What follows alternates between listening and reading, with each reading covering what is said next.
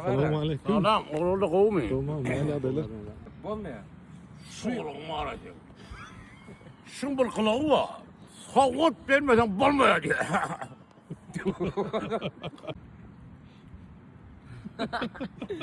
Näle boldy? Üç kat durur. Men korkunç gerekýänimdi. Yok. Eldar Ahmedov, gel dostum. Eldar'ı tanıyorum. Ne o? Bizim aydım şey, yaşlığına Ramazan Halipa dostum. Ha o. Sana Türkmen biz Eldar bilen maslahatlaştık. Hoca Halipa bizim Eldar sulamızdan fawat etdi. Türkmen. Ah, doğuncun Eldar'dan ömür var. Canlı havadır. Şuraya hürmet et yere. Allah'dan aytın oğullu. Ne? Birek bütün öde hürmet et bir yaşamalı. Adam zapişatın ağam. Ön açılmadık. Ve O. Şunu aç bir görem.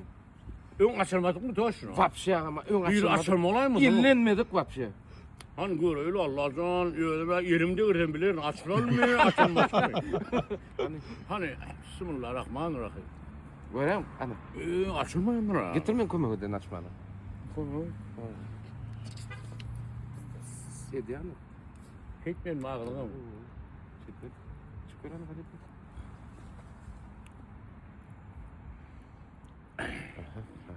Girişime okola koyuyor mu? Girişim gene. Giriş diye ne biliyor musun? Ay bu olsaydı ama. Ay, Şey taktap Okula diye okula. Bol bol. ay ort bekle kurtarırlar.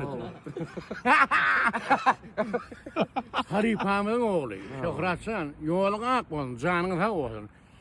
Bütün iyi güneş tarihi ben orada düşünmeyi okudum. Canın sağ olsun oğlu, hürmetine sağ olsun. Dur götür şey. Davay.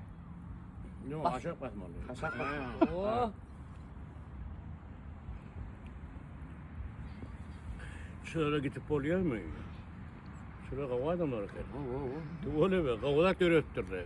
Söyle mi? Allah can nefi versin. Her bir Türkmen taşanına olsun, ne olsun. Eldar.